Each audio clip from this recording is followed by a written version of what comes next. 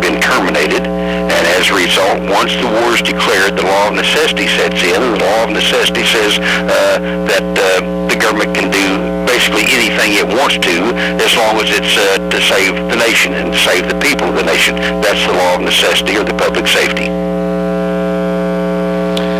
Well, a lot of people, since we started on this, they pointed toward the September 14th, 1976. We're coming up on a break. Just hang on. We'll be back in 3 minutes here on The Real News.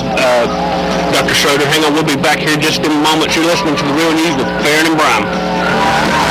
News Radio. We are joined by Dr. Eugene Schroeder, author of Constitution, Fact or Fiction. And since we started this series, Dr. Schroeder, of course, a lot of people are surprised. They've never heard of this. But one of the things that we can point to justify these claims is the Senate report in 1973 that admitted that we had been in a perpetual state of emergency for the past 40 years. So if you would, maybe just tell our listeners just a little bit about that.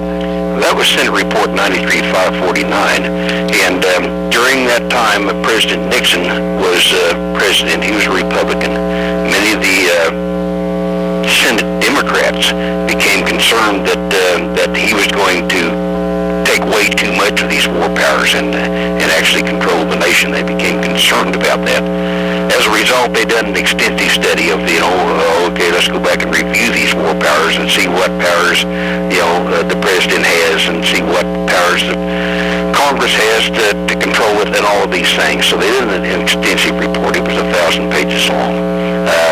And in the end, they said that since March 9th of 1933, the United States had been in a state of national emergency, and that under this emergency government that the president could do about anything he wanted to do.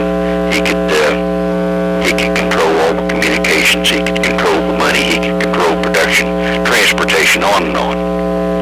And as a result of that, they said there should be some form of congressional oversight over these powers, and they passed some acts that mostly were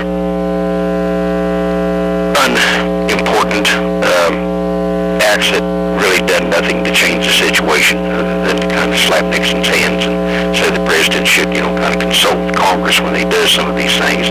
And that was the extent of it, and that's the way it continues yet to this day.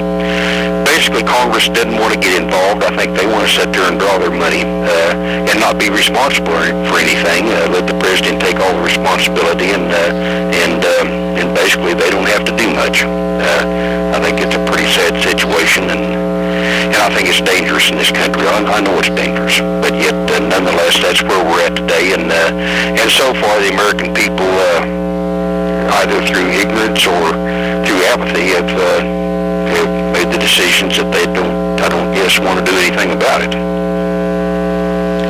Well, one of the things that we've had people point to since we started this series from Congress that we brought this up to was the September 14th, 1976, when Congress had the National Emergency Termination Act. But as you pointed out in your book and in your DVD, it excluded the October 6th, 1917 Trading with the Enemy Act that as amended March 9th, 1933. So if someone really does their homework, as you have done, and you're a true patriot and should be commended for it, I'm sure this was a big undertaking.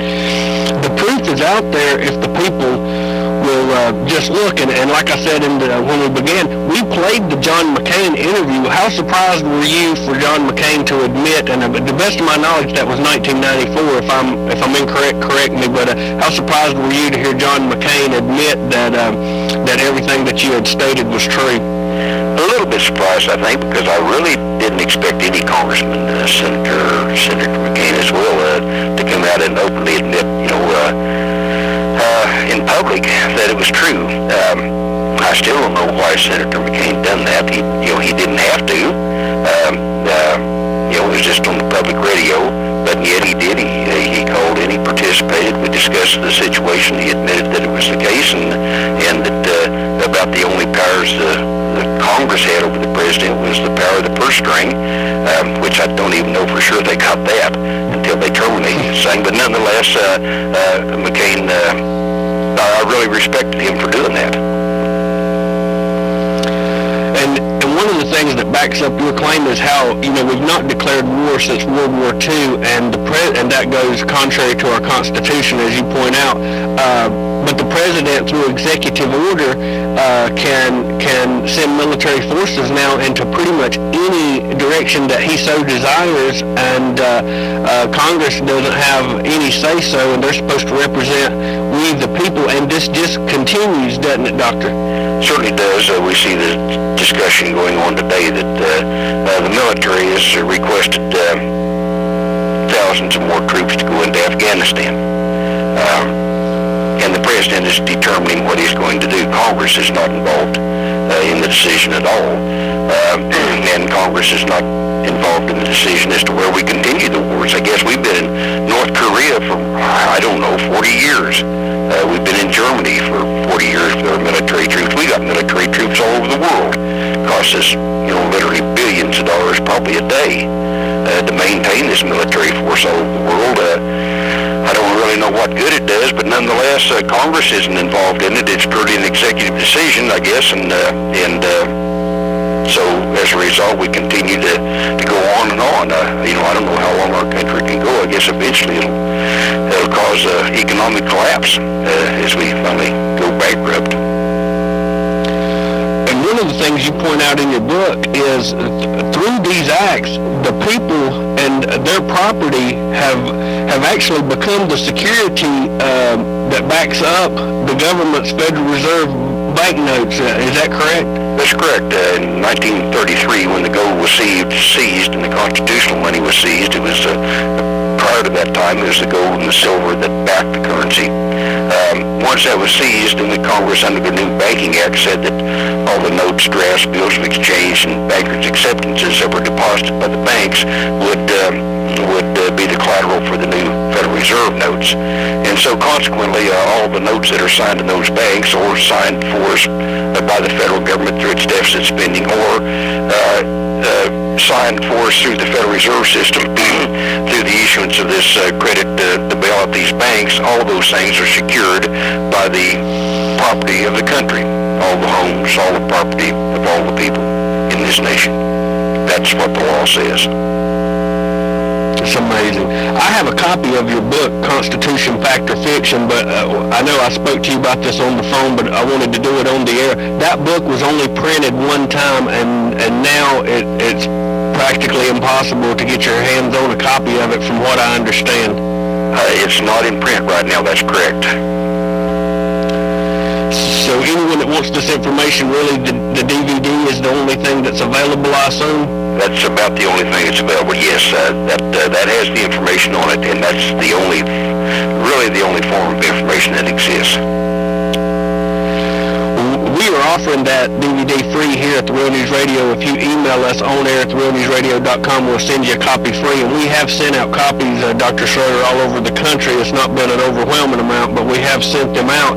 And one of the things, we're going to be coming up on a break here in about 2 minutes, but one of the things I wanted to ask you, and this was pointed out to us by listener Mike, all through the 90s, I went to gun shows, and there was all kinds of information there. I went there for the information, a plethora of information on UFOs and stuff. I did not see this information anywhere, and like I said, we're going to be going to break in about 1 minute. We can come back and continue talking about it, but from your point of view as the author of this book, and having done this in the early 90s, and I know you fought the fight for a long time, what is your opinion on how this was purposely suppressed and how this information has so successfully been kept from getting out to the American people? Well, I think, I can't answer why, but it's obvious that other than McCain, when he admitted that it was true that congressmen and public officials of all types simply won't talk about it. I think in many cases they're ignorant of it, and those that do know don't want to talk about it, so consequently it just received no recognition. The news media would have absolutely nothing to do with anything like this over that period of time, that they either didn't understand it or didn't care or whatever, but certainly never received a mention of any kind through the normal news media. And I don't guess I can absolutely answer the questions is why, but it's all